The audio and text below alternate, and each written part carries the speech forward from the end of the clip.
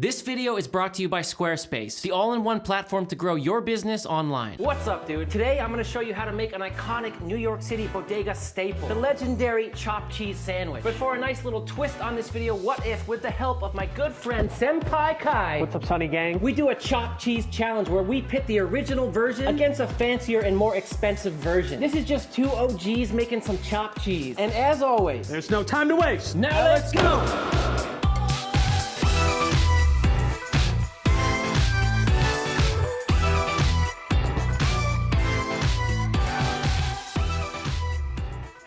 First of all, Kai, I didn't realize you were so tall, man. Maybe you're in the wrong profession. Yeah, people don't actually believe that I'm 7'7". That's like a real curveball, man. 7'7", six-pack, dude. Got it all, baby. A chopped cheese sandwich is a New York City bodega staple food. It's something you could get for a cheap lunch, or it's something you could get drunk at 1:30 in the morning. Better than a Philly cheesesteak. No offense, man. It's just a sandwich that's quick, cheap, and delicious that anybody can enjoy. To start, we're gonna make a classic chopped cheese sandwich just straight up how they would serve it in a New York City bodega. And then because Kai is also a chef, we're gonna go freestyle and make a super fancy, awesome version. For the cheap New York City bodega chopped cheese, here are the ingredients. Starting with some ground beef, and I like the fatty stuff, so I'll go 80-20. You could use leaner if you want. I would say you kind of have to have American cheese for this sandwich, although I'm doing a combination with some Muenster. Some other popular options would be Swiss or provolone, whatever you like. When I was researching this video, I was looking through the comments and I saw people recommending we buy this Goya adobo all-purpose seasoning. Someone said this is what they use in New York City bodega, so we're gonna give that a shot. It kind of just tastes like really good garlic salt to me. Optional, and you could just do peppers if you want, but I'm using some pepperoncini. You want the cheapest lettuce that has zero nutrition in it, so we're going for iceberg lettuce. Some sliced tomatoes, which we'll season up a little bit later. Some sweet or yellow onions, just a medium dice on those, which Kai here did. Some mayonnaise, and some good old-fashioned American ketchup. What you want for this sandwich is a hoagie roll, which I couldn't really find here in Austin. It was a bit hard, and trust me, I tried. So what I have here is something similar, which is just some soft white bread. This is maybe a little bit wide, but it's gonna work just fine for a chopped cheese sandwich. Before we throw this sandwich together, time for a quick jam session.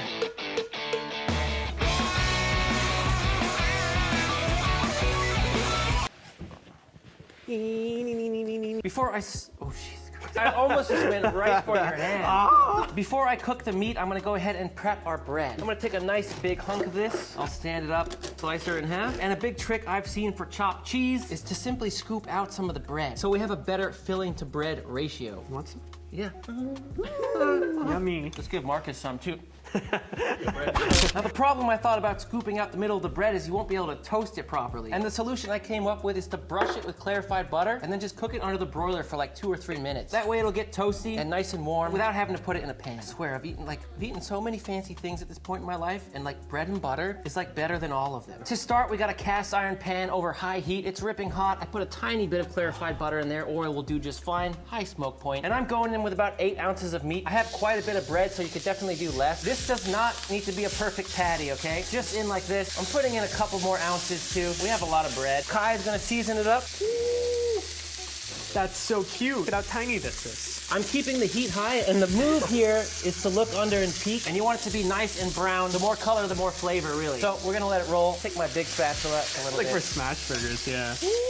About 3 minutes, and here we go. Oh, that looks so perfect, yeah. Nice little sear going. And now we'll season up the other side. Bing, bing, bang. 2 minutes on the other side. Now we're gonna start chopping it up. Careful. My beef was just especially fatty, so I'm just gonna get rid of some of that. At this point, I'm gonna add in the onions. If you want, you could cook them beforehand, but I believe this is what most bodegas will actually do. Just about 3 minutes with the onions. They got a tiny bit of color. They're a little bit translucent. They're cooked, but not too cooked. Now the big question is whether to fold the cheese in or whether to put it just on top. And so what I'm gonna do is a little bit of both. I'm gonna use the American cheese as sort of the glue that binds it all together. So we're gonna get it all into the shape of the bread. And what you can even do is hold the bread over. That's gonna fit great. Kai's gonna put the Muenster cheese on top. The Muenster. Muenster. Oh, all 4? No. I was thinking 2? 3. Let's do 3. Two? Let's Three? do 3. That makes sense. Okay. Yeah. 4? And under the broiler it goes. Oh, snap. Always season your tomatoes. Kind of ahead of time, too, otherwise they'll like bleed out a lot of liquid. I'm fired up. Get Sergeant Gilbert in here, baby. Sergeant Gilbert reporting for duty. What's this mustache made out of? Actual human hair from Bangladesh. I'm not even joking. I think so. This looks like your dog's hair. Yeah, his dog has no mustache. Now the bread I just toasted under the broiler for about 2 minutes. However, it was burning the outside before the inside was getting toasted. We'll fix it with a sous vide gun. Whoa, I've actually never seen that. It's a little bit aggressive, but it'll be all right. Starting with mayo, if you want, you could actually add some garlic to this to make garlic mayo. Next, the ketchup is going down. Nice squiggle. I'm not gonna toot my own horn, but that's a good squiggle. Crazy. Meat Fine. going in. Woo! Ooh. Get a little more. Yeah, this one's packed, boy. Pepperoncini is going up here on the top. We need a good amount of pepperoncini because there's a good amount of fat and meat in here. That's for sure. And the ketchup brings a little bit of sweetness and acidity as well. So do the tomatoes. And finally, the iceberg lettuce straight on top. Good amount of lettuce too. Cap it. Whoa, dude. A little bit of pressure. And now we have a combination here of tin foil and parchment paper. Although if I had wax paper, I would be using that, but this will work. Now we wrap it up. I'm gonna do it like a burrito, keeping it nice and tight. This would only be like $8 at a bodega. They would load you up. Here's another thing. Hear me out on this one, boys. I feel like if we cut into it right away, we're doing a little bit of a disservice. Because if you were to get one of these and go eat it out on the street or somewhere, you would hold it for like 5-10 minutes first, right? So the meat is like steaming the bread and everything's kind of partying inside, getting to know each other. So I feel like we should let it sit for a few minutes, then slice into it. I think it's gonna be more authentic. Does that make sense? Right? Time to slice into this sandwich. And the reveal. So I'm having Marcus and Kai try it first because they are the ones that have tried this sandwich in the past in New York City, so they're gonna be the judge. Let's do this. Ooh. It's exactly what I remember. You nailed it. This is better than what you would get at a bodega. Ooh. It's got all the flavors of a burger. To have the acidity from the ketchup and the pepperoncini cut through all that fat. It's one of those sandwiches you want to be alone with in the corner for like 5 minutes when nobody's kind of talking to you. That's really good. Definitely, I would be making one again. Now let's make a fancy one and see if it can live up to this, because that's pretty darn good. I feel like this is one of those things, like, it's better simple like this, but we'll see. Okay, Kai, for this fancy chopped cheese, I'm thinking of 3 main components. The first one, crispy shallots. Nice little pop of something crispy and crunchy in the sandwich. The second component, we're gonna make some blistered tomatoes with a little bit of oregano and thyme. You're gonna get a pop of sweetness and acidity that's gonna cut through the richness and fat of the beef. Gonna be really good. And for the third component, and probably the most important one, we're gonna make our own mayonnaise. For me, this is the best way to level up any sandwich or burger. It really does make it a lot better. And I'm gonna show you a really cool trick I make for mayonnaise that you're never gonna forget. The shallots take the longest, so that's what we're gonna start with.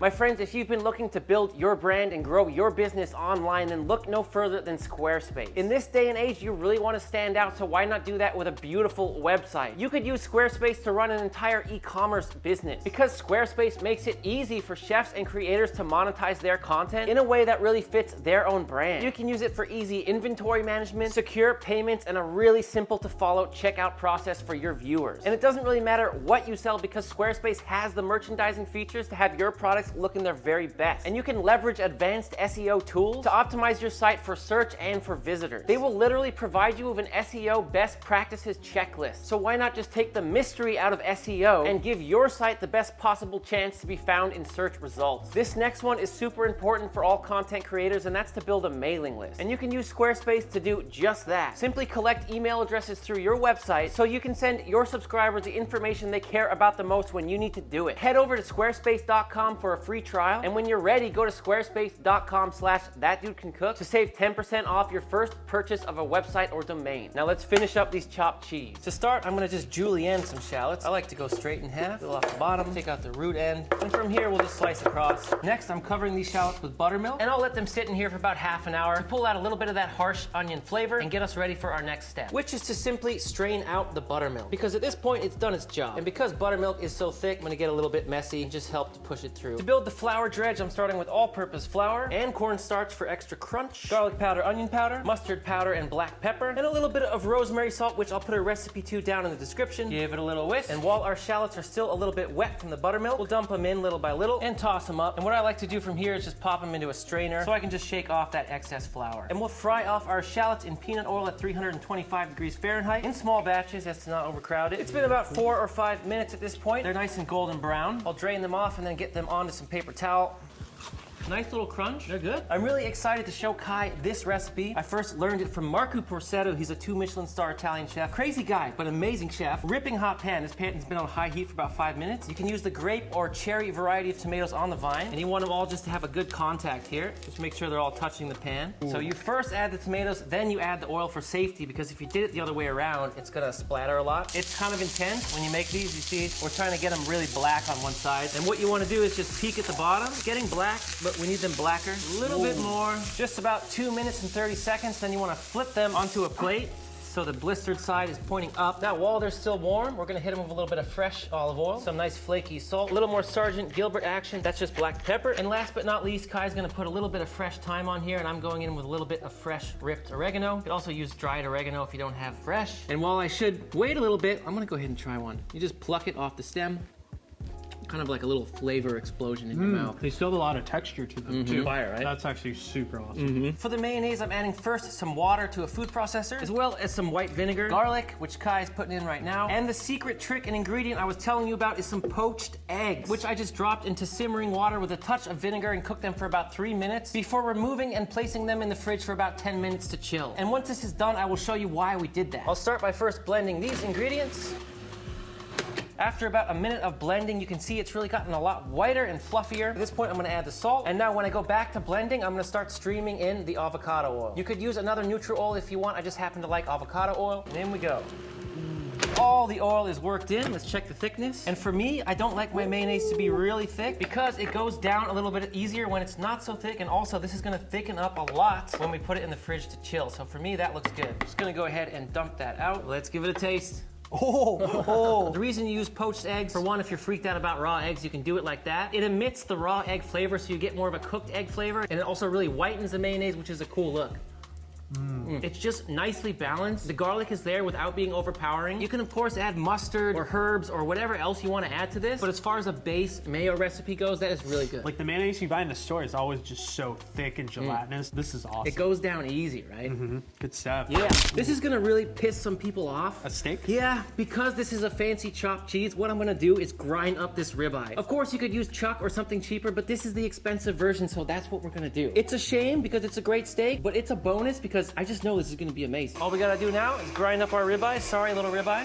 Before we cook the meat for the fancy chopped cheese, I want to talk about the cheese. Because I'll be using one of the best melting cheeses on earth, the French cheese called raclette. And if you've never tried this, it's definitely one to look out for. The way it melts is unbelievable. Now, with the meat for the fancy chopped cheese, we're following the exact same process here. Except for this one, we're going to be using the famous homemade rosemary salt. If you know, you know. Oh, again, recipes in the description. I almost forgot to do pepper. Going on now. That's just about 4 minutes on high heat. I'm going to start flipping. Look at this. That's a smash burger right there. Another 2 minutes on the other side, and we'll start chopping it up. Another 2 minutes of cooking. Once it's broken up, time to get it in the shape we need and begin applying all this raclette cheese. And I am not gonna be shy with it. This stuff melts really quick, so it'll probably only need about 30 seconds or less under the broiler. But right before we melt that cheese, we're gonna finish with an arugula salad with a little bit of truffle and Parmesan. Really simple, super freaking good. A little red wine vinegar. You could build the dressing if you want beforehand, but you can also just do it like this. Olive oil, a little bit of salt, Sergeant Gilbert, pepper. People knock on truffle oil. Kai and I still really like it. Some good quality white truffle oil. Whew. That's a thumbs down to those people. And now better with two. If I toss while Kai sprinkles in the Parmesan, so it doesn't clump up. So he's gonna put it all in while I move it. All of this, Daddy-O? Yeah. Oh my God. Yeah. And if it's a little wet, it's also gonna dry up the salad a little bit. You put those blistered tomatoes if you wanna do this as a standalone salad. Whoa. And here we go. The bread, we treat it exactly the same as the cheap one. I'm just letting it cool down a little so it doesn't melt the mayo. Question is, boys, do we do ketchup? No, of course not, right? There we go, meat going in. Cheese is all melted. Wow. Blistered tomatoes going right in. This is gonna be an explosion. Yeah, I was like, I don't think you can compete with the OG, but tasting every individual component, man. This salad is a key part. How much onion you want, Daddy? Go heavy, man. I say go heavy. Go heavy. It's good. And the onions are so crunchy. Ooh. Here we go. Cap, give it the chef press. Now we give it the old wrap. Damn, this one's huge. And there it is. We're gonna let it sit for a few minutes, and then I'm super excited to add this in. That one's gonna be gnarly. This looks insane. I honestly, like... This cross section's freaking gnarly, dude. It's gonna be a messy one.